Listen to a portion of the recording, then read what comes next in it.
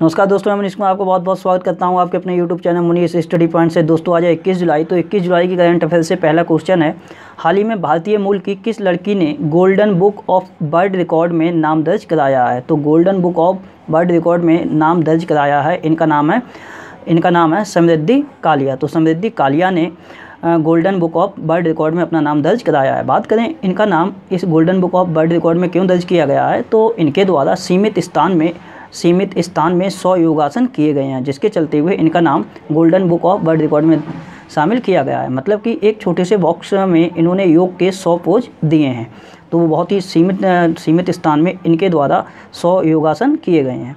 समृद्धि कालिया ये कहाँ की हैं, तो ये है तो भारतीय मूल की, लेकिन ये कहाँ की रहने वाली हैं, तो ये दुबई की रहने वाली हैं। बात करेंगे दुबई की, तो दुबई से एक नाम और भी इम्पोर्टेंट है जो अभी 2 या 3 दिन पहले चर्चा में आया था, जिनका नाम था सोहम मुखर्जी। सोहम मुखर्जी, इनका नाम अभी गिनीज रिकॉर्ड में दर्ज किया गया है। तो इनका नाम क्यों दर्ज किया गया था, इन्होंने 30 सेकंड में एक पैर से 101 छलांग लगाई गई थी इनके द्वारा, सोहम मुखर्जी के द्वारा, जिसके लिए इनका नाम गिनीज रिकॉर्ड में दर्ज किया गया है। और ये कौन है, तो ये हैं समृद्धि कालिया। और इन्होंने क्या किया है, तो सीमित स्थान में 100 योगासन किए हैं। बात करें क्वेश्चन नंबर 2 की, तो सेकंड क्वेश्चन है,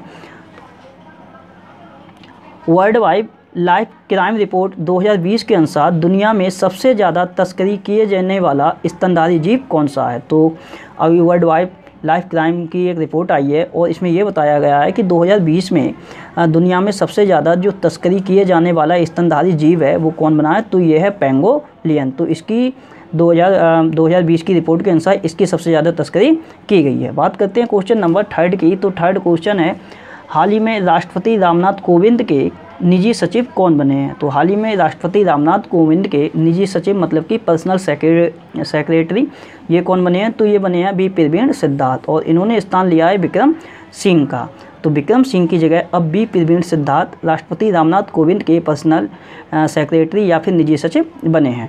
बात करें तो कुछ समय पहले राष्ट्रपति रामनाथ कोविंद के एक सचिव बनाए गए थे, इनका क्या नाम था, तो इनका नाम था कपिल देव त्रिपाठी। ये बने थे सचिव और ये बने हैं निजी सचिव, दोनों में अंतर है। अब बात करते हैं क्वेश्चन नंबर 4 की, तो चौथा क्वेश्चन है, हाल ही में किस राज्य में हल्दी अनुसंधान संस्थान की स्थापना की जाएगी।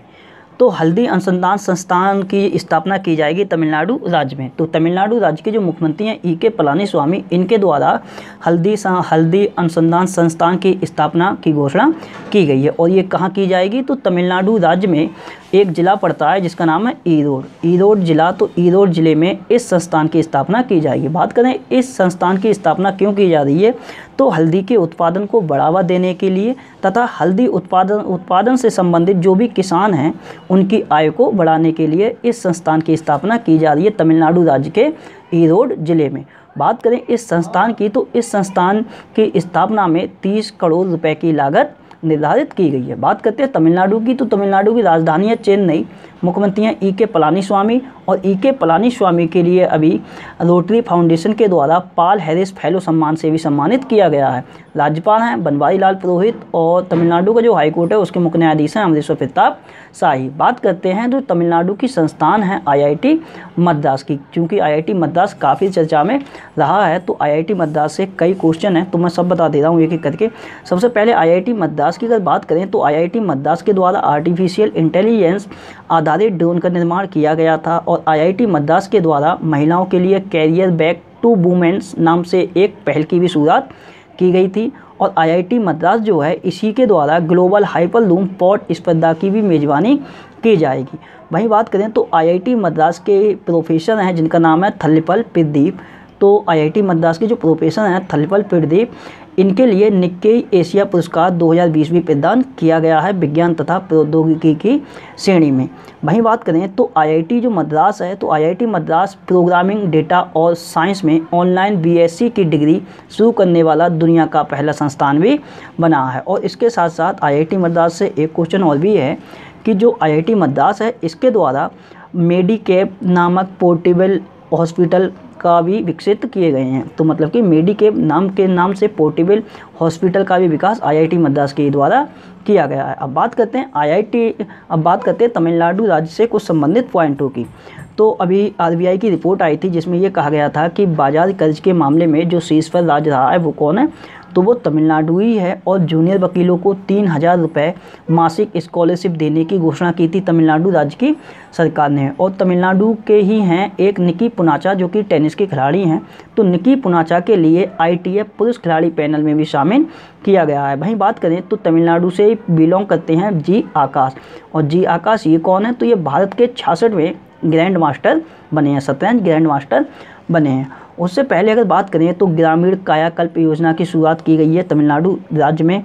और तमिलनाडु राज्य के 2 प्रोडक्ट हैं जिनका नाम है तंजावुर नीति वर्क्स तथा आरंबूर वुड नक्काशी, इन दोनों को GI टैग भी प्रदान किया गया है।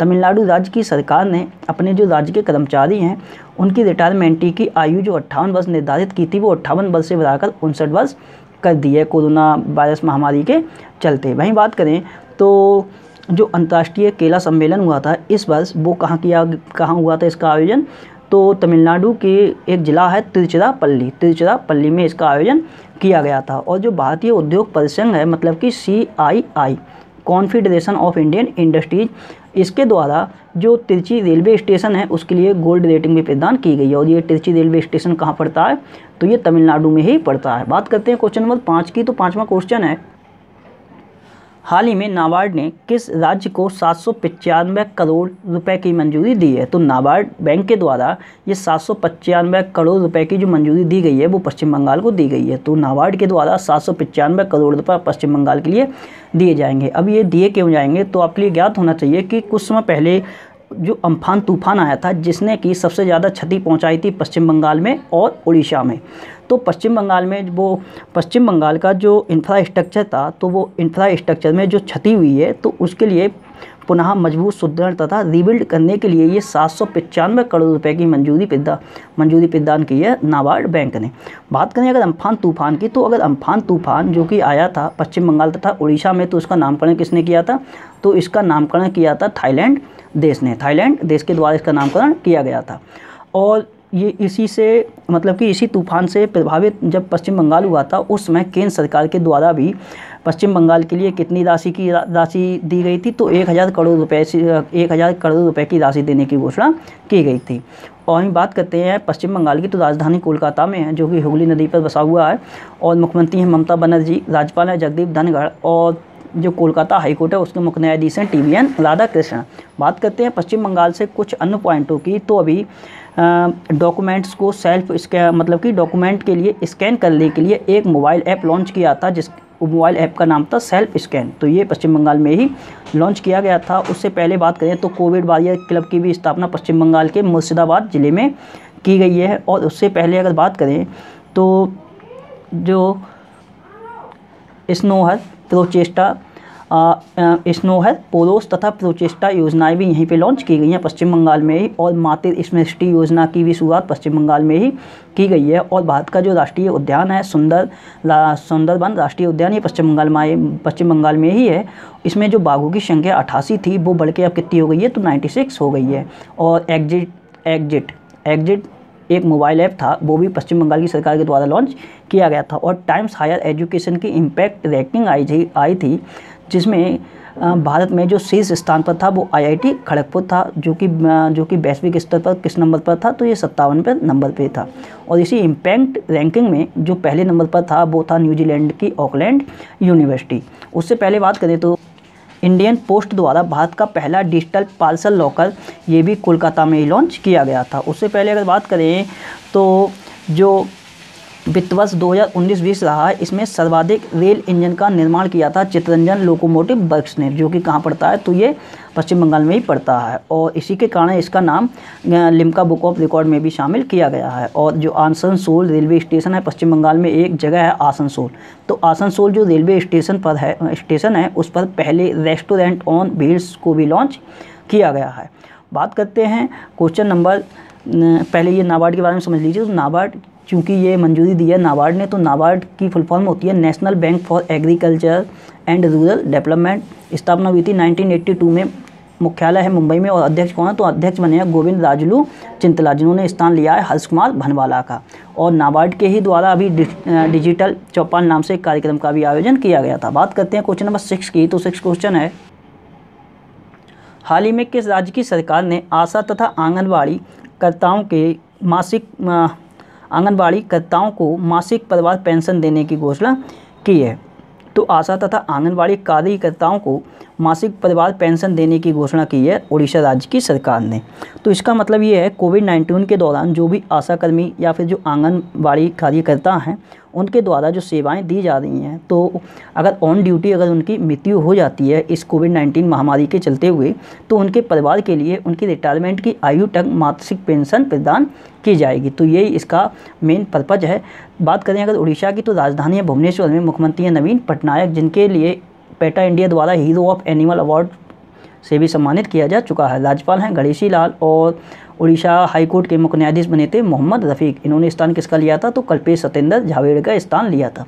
बात करते हैं उड़ीसा की, तो उड़ीसा की एक योजना थी जो कि 2008 में लॉन्च की गई थी, जिसका नाम था मधु बाबू पेंशन योजना। अब इस योजना में ट्रांसजेंडरों को भी शामिल किया गया है, मैंने कल ही आपके लिए नोट कराया है। और सरकारी भूमि की सुरक्षा तथा निगरानी के लिए टेक्नोलॉजी और आर्टिफिशियल इंटेलिजेंस का प्रयोग करने वाला देश का पहला राज्य भी बना है कौन? उड़ीसा। और हरित आवरण को बढ़ावा देने के लिए सबूजा उड़ीसा नाम से एक पहल की भी शुरुआत की है उड़ीसा की सरकार ने। वहीं बात करेंगे तो जो भूमिहीन किसान हैं, तो उन किसानों के लिए लोन या फिर ऋण मुहैया कराने के लिए बलराम योजना लॉन्च की है उड़ीसा राज्य की सरकार ने। और अभी एक पुस्तक भी लॉन्च की गई थी जिसका नाम है the Yogini poem love and life, जिसकी लेखिका थी डॉक्टर आदिशा दास। तो ये उड़ीसा से ही बिलोंग करती हैं। लेबर केस प्रबंधन प्रणाली भी विकसित की गई है उड़ीसा राज्य में ही विकसित की गई है। वहीं बात करें तो छात्रावासों के लिए ISO प्रमाण पत्र प्राप्त करने वाला देश का पहला राज्य भी ये कौन बना है? तो ये बना है उड़ीसा। इससे पहले बात करें तो उड़ीसा में पड़ता है कोणार्क सूर्य मंदिर, मतलब कि कोणार्क सूर्य मंदिर जो कि उड़ीसा में स्थित है। तो इस मंदिर के लिए पूर्णतः सोलराइज्ड किया जाएगा और इसके लिए केंद्र सरकार की तरफ से 25 करोड़ रुपए की योजना भी बनाई गई है। वहीं बात करें तो पेटा इंडिया द्वारा जो हीरो ऑफ एनिमल अवार्ड दिया गया था किन के लिए? तो ये जो मुख्यमंत्री हैं उड़ीसा राज्य के, इनका नाम है नवीन पटनायक, इन्हीं के लिए इस अवार्ड से सम्मानित किया गया था। उड़ीसा ने यूनिसेफ के साथ मिलकर मोह प्रतिभा प्रोग्राम की भी शुरुआत की थी। और ये क्या था? तो ये एक ऑनलाइन प्रतियोगिता थी। उससे पहले बात करें तो उड़ीसा राज्य सरकार के द्वारा जो स्वयं सहायता समूह हैं उड़ीसा राज्य के, उनके लिए एक अलग विभाग भी गठित किया गया है और इस विभाग का नाम दिया गया है मिशन शक्ति विभाग। वर्चुअल पुलिस स्टेशन का शुभारंभ भी कहाँ हुआ है? तो ये उड़ीसा में ही हुआ है। जल साथी कार्यक्रम का जो आयोजन हुआ था वो भी उड़ीसा राज्य में ही किया गया था। और धानु यात्रा महोत्सव ये जनवरी में मनाया गया था, कहाँ पे? तो ये उड़ीसा में ही मनाया गया था। सीनियर राष्ट्रीय जो वॉलीबॉल चैंपियनशिप थी उसका आयोजन भी 2020 में जनवरी में हुआ था, कहाँ पे? तो भुवनेश्वर में किया गया था, जिसमें पुरुष वर्ग की जो विजेता टीम रही थी वो रही थी तमिलनाडु की, और महिला वर्ग की जो विजेता टीम रही थी वो रही थी केरल की। जो खेलो इंडिया यूनिवर्सिटी गेम्स थे जिनका पहला संस्करण था, उनका आयोजन भी कहाँ किया गया है? तो उड़ीसा की राजधानी भुवनेश्वर में किया गया है। और इसमें जो विजेता टीम रही थी वो कहाँ की थी? तो वो चंडीगढ़ की पंजाब यूनिवर्सिटी थी, जिसने कि 46 पदक जीते थे। कितने कैसे जीते? तो 70 गोल्ड थे, 19 सिल्वर मेडल थे और 10 इसमें ब्रॉन्ज मेडल शामिल थे। बात करते हैं क्वेश्चन नंबर 7 की। तो 7वां क्वेश्चन है, हाल ही में भारत ने किस देश के साथ एक नया व्यापार मार्ग खोला है? तो भारत ने भूटान देश के साथ एक नया व्यापार मार्ग खोला है। और इस व्यापार मार्ग खोलने का उद्देश्य क्या है? तो व्यापार संबंधी परिवहन संबंधी सुगमता प्रदान करना। तो व्यापार संबंधी परिवहन की सुगमता के लिए ये नया व्यापार मार्ग खोला गया है भारत और भूटान के साथ। बात करें तो ये जयगांव है एक, जो कि पश्चिम बंगाल में पड़ता है। ये जयगांव और एक जगह पड़ती है पसाका, ये भूटान में पड़ती है। तो इन दोनों के मध्य ये मार्ग खोला गया है। बात करें अगर भूटान की, तो राजधानी है थिम्पू, मुद्दा है नुगुलटरम और प्राइम मिनिस्टर है यहाँ के लोटे तसेरिंग। और बात करें भूटान की, तो भूटान अभी चर्चा में रहा था, क्यों रहा था? हाँ, यहाँ की एक हाइड्रो पावर प्रोजेक्ट था जिसका नाम था खोलो गच्छू। ये 600 मेगावाट की एक हाइड्रो पावर प्रोजेक्ट है और इसी प्रोजेक्ट को लेके भारत तथा भूटान के साथ समझौता भी हुआ है। क्या नाम इसका? तो खोलो गच्छू हाइड्रो पावर प्रोजेक्ट। ये 600 मेगावाट का प्रोजेक्ट है और इसी के लिए लेके भारत और भूटान के बीच अभी कुछ दिन पहले ही, ज़्यादा से ज़्यादा 10 या 12 दिन पहले ही समझौता हुआ है। बात करते हैं क्वेश्चन नंबर 9 की। तो 9वां क्वेश्चन है, हाल ही में KS शेषाद्री का निधन हो गया, ये कौन थे? तो KS शेषाद्री जिनका हाल ही में निधन हो चुका है, ये कौन थे? तो ये एक गणितज्ञ थे और बहुत ही फेमस गणितज्ञ थे। अब इनका निधन हो चुका है। और जो चेन्नई मैथमेटिकल इंस्टीट्यूट है उसके ये संस्थापक भी थे, जिनका नाम है के.एस. शेषाद्री। बात करें तो इनके गणित में उल्लेखनीय योगदान देने के लिए 2009 में इनके लिए पद्म भूषण भी प्रदान किया गया था सरकार के द्वारा। और एक निधन और भी हुआ है, इनका नाम है बैरी जर्मन। तो इनका भी निधन हुआ। ये कौन है? तो ये क्रिकेटर थे। बात करते हैं क्वेश्चन नंबर 10 की। तो 10वां क्वेश्चन है, हाल ही में किसके द्वारा the spirit of cricket India नामक पुस्तक लिखी गई है? तो हाल ही में एक पुस्तक लिखी गई है जिसका नाम है the spirit of cricket India. और ये पुस्तक किसने लिखी है? तो ये स्टीव बॉ के द्वारा लिखी हुई पुस्तक है। और ये स्टीव बॉ कौन है? तो ये ऑस्ट्रेलिया के पूर्व क्रिकेटर रहे हैं और ऑस्ट्रेलिया के पूर्व कप्तान भी रहे हैं। इनका नाम है स्टीव बॉ। और इस पुस्तक में क्या लिखा गया है? तो इस बुक में भारत में जो क्रिकेट के प्रति जो क्रेज है या फिर जो जुनून है तो उसको प्रदर्शित किया है स्टीव बॉ ने इस पुस्तक में। बात करते हैं क्वेश्चन नंबर 11 की। तो 11वां क्वेश्चन है, हाल ही में विश्व बैंक के वर्गीकरण के अनुसार भारत को किस आय वर्ग के समूह में रखा गया है? तो विश्व बैंक के वर्गीकरण के अनुसार भारत को किस आय वर्ग की श्रेणी में रखा गया है या समूह में रखा गया है? तो भारत को निम्न मध्यम आय वर्ग की समूह में रखा गया है। तो बात करें इसकी, तो विश्व बैंक ने दुनिया के देशों को 4 इनकम कैटेगरी में वर्गीकृत किया है। और ये 4 कैटेगरी कौन कौन सी हैं? तो एक है निम्न वर्ग, दूसरा है निम्न मध्यम वर्ग, तीसरा है उच्च वर्ग और चौथा है उच्च मध्यम वर्ग। तो इन 4 वर्गों में जो भारत को रखा है, भारत को निम्न मध्यम वर्ग में रखा है। बात करें अगर विश्व बैंक की, तो विश्व बैंक की स्थापना हुई थी 1944 में हुई थी और प्रभाव में ये आई थी 1945 में। मुख्यालय है वाशिंगटन डीसी में और वाशिंगटन डीसी में इंटरनेशनल मॉनिटरिंग फंड मतलब कि अंतर्राष्ट्रीय मुद्रा कोष का भी मुख्यालय है। अध्यक्ष हैं डेविड मालपास और एमडी तथा सीएफओ हैं मतलब कि मैनेजिंग डायरेक्टर और चीफ फाइनेंसिंग ऑफिसर। ये कौन है? तो ये हैं अंशुला कांत। वहीं अभी कुछ समय पहले कार्मेन रीनहार्ट के लिए चीफ इकोनॉमिस्ट बनाया गया है विश्व बैंक का। और विश्व बैंक में एक नियुक्ति और भी थी जो कि भारत की थी। क्या नाम था उनका? तो उनका नाम था राजीव टोपनो। इनका नाम है राजीव टोपनो। और इनकी नियुक्ति किस पे हुई है? तो ये विश्व बैंक के जो कार्यकारी निदेशक हैं उनके वरिष्ठ सलाहकार के रूप में राजीव टोपनो के लिए नियुक्त किया गया है। बात करते हैं क्वेश्चन नंबर 12 की। तो 12वां क्वेश्चन है, हाल ही में ब्रिटिश पीएम कौन है? तो बोरिस जॉनसन। हाल ही में ब्रिटिश पीएम द्वारा किसकी अध्यक्षता में नस्ल एवं जातीय विषमताओं की देखरेख हेतु 10 सदस्यीय आयोग गठित किया गया है? तो ये ब्रिटिश पीएम ने एक 10 सदस्यीय आयोग गठित किया है टोनी सीवेल की अध्यक्षता में। और इसका मेन पर्पज क्या है? तो नस्ल एवं जातीय विषमताओं की देखरेख संबंधी। बात करें ये जो 10 सदस्यीय आयोग है, इस आयोग में 2 भारतीय मूल के व्यक्ति भी शामिल हैं। एक का नाम है समीर शाह और दूसरे हैं अजय कक्कड़। समीर शाह ये बीबीसी के वरिष्ठ पत्रकार हैं और जो अजय कक्कड़ हैं ये लंदन यूनिवर्सिटी के प्रोफेसर हैं। बात करें इस आयोग का, तो इस आयोग का काम क्या रहेगा? तो आपके लिए ज्ञात होगा कि कुछ समय पहले अमेरिका में एक अश्वेत व्यक्ति थे जिनका नाम था जॉर्ज फ्लॉयड। तो जॉर्ज फ्लॉयड की हत्या कर दी गई थी। वहाँ जो अमेरिका के एक पुलिसकर्मी था तो उसके द्वारा उनकी हत्या कर दी गई थी, जिसके चलते हुए वहाँ के जो भी अश्वेत व्यक्ति थे मतलब कि जो भी काले लोग थे तो उनके द्वारा प्रदर्शन किया गया था। और ये प्रदर्शन इतना बढ़ गया था कि अमेरिका में और अमेरिका के साथ साथ ये अन्य देशों में ये प्रदर्शन होने लगा था। तो इसी प्रदर्शन को रोकने के लिए अमेरिका ने कुछ प्रतिक्रियाएं दी थी। और यही है ये जो अश्वेत व्यक्तियों का जो प्रदर्शन चल रहा है, तो इसी को मद्देनजर रखते हुए ये आयोग जो है वो ब्रिटिश साम्राज्य मतलब कि जो ब्रिटिश समाज है मतलब कि ब्रिटेन देश में स्वास्थ्य, शिक्षा तो तथा इसके साथ साथ जो आपराधिक न्याय जैसे क्षेत्र हैं तो उसमें असमानताओं या फिर विषमताओं की देखरेख करेगा तथा उनकी पुष्टि करेगा। तो यही है जो कि टोनी सीवेल की अध्यक्षता में गठित किया गया एक आयोग है। बात करें तो इस आयोग में 2 तो भारतीय मैंने बता दिए थे, समीर शाह और अजय कक्कड़। बात करते हैं अब ब्रिटेन की। तो ब्रिटेन की राजधानी है लंदन, मुद्रा है पौंड स्टर्लिंग और प्राइम मिनिस्टर कौन है? तो ये हैं बोरिस जॉनसन। और यहाँ से एक क्वेश्चन है कि जो बोरिस जॉनसन है इन्होंने अभी राजेंद्र सिंह के लिए पॉइंट ऑफ लाइट सम्मान से भी सम्मानित किया है। पॉइंट ऑफ लाइट सम्मान से सम्मानित हुए हैं राजेंद्र सिंह, जिनके लिए स्कीपिंग सिख के नाम से भी जाना जाता है। बात करते हैं क्वेश्चन नंबर 13 की। तो 13वां क्वेश्चन है, हाल ही में किस राज्य सरकार ने समाधान से विकास नामक योजना शुरू की है? तो ये समाधान से विकास नामक जो योजना है ये शुरू की है हरियाणा राज्य की सरकार ने। और ये समाधान से विकास नामक जो योजना है तो ये योजना वन टाइम सेटलमेंट योजना है। इसका मतलब ये है कि जिन लोगों पर गवर्नमेंट का लोन या फिर टैक्स ड्यू है तो उन सभी का बिना कानूनी प्रतिक्रिया, मतलब कि बिना कानून की प्रतिक्रिया के माध्यम से इन सब का सेटलमेंट कर दिया जाए। तो यही है समाधान से विकास नामक योजना जिसकी शुरुआत की है हरियाणा राज्य की सरकार ने।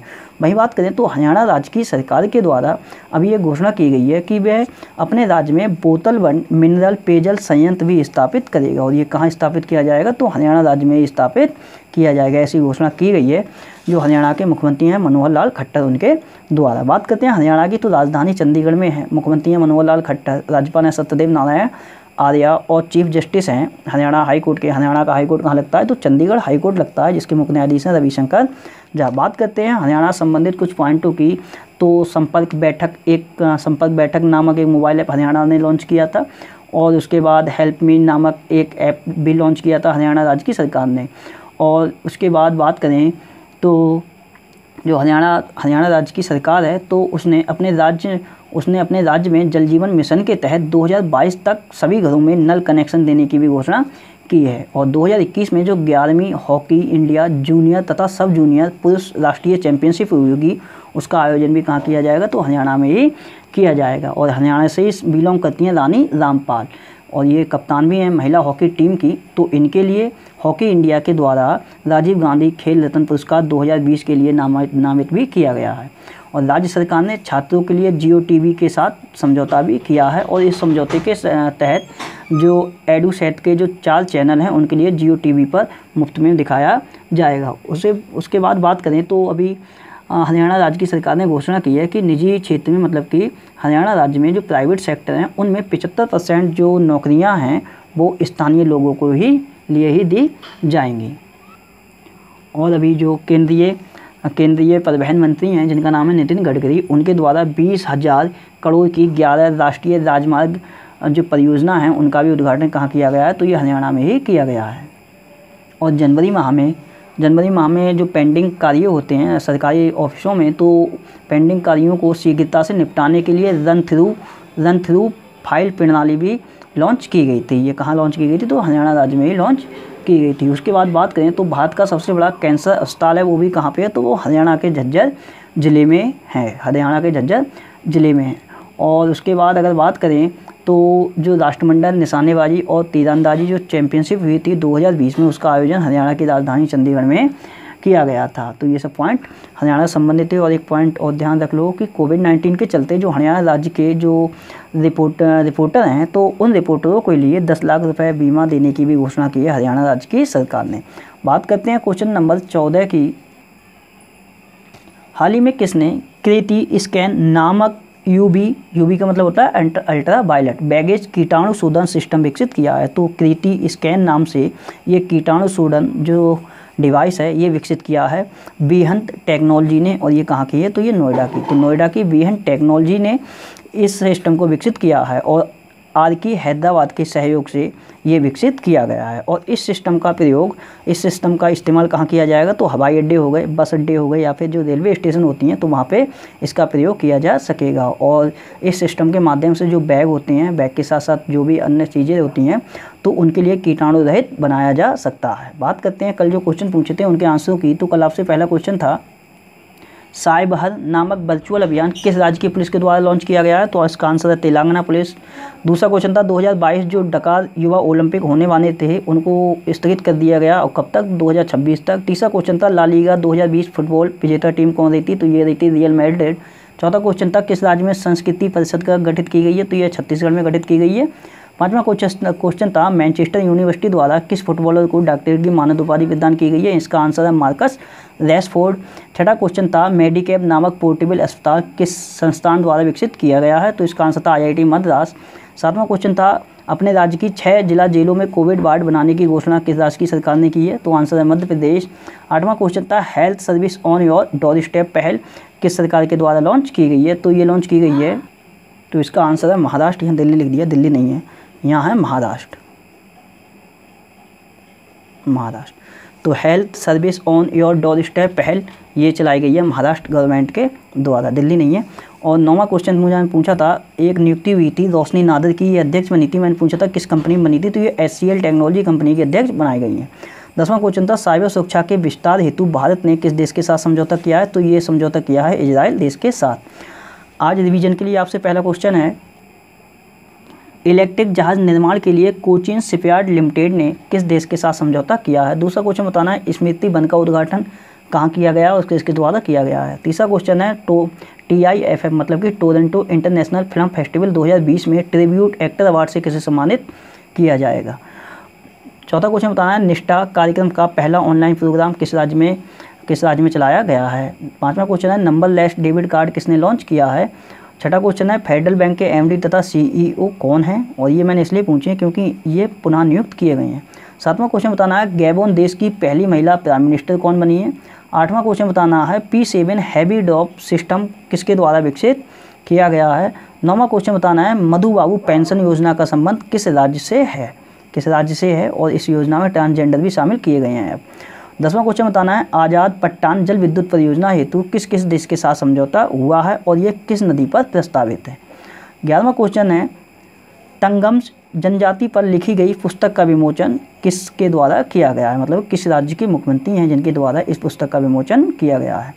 और 12वां क्वेश्चन है, समर ट्रीट नामक अभियान किस बैंक द्वारा लॉन्च किया गया था या किस बैंक द्वारा ये चलाया गया था। बहुत इंपॉर्टेंट बैंक है और वो काफ़ी चर्चा में रही है। और 13वां क्वेश्चन बताना है, भारतीय उद्योग जो परिसंघ है मतलब कि कॉन्फेडरेशन ऑफ इंडियन इंडस्ट्रीज, इसके अध्यक्ष कौन बने हैं।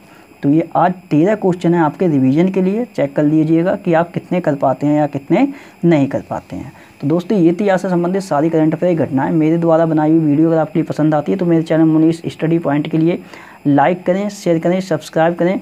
वीडियो को टाइम देने के लिए बहुत बहुत धन्यवाद। आपका दिन शुभ हो।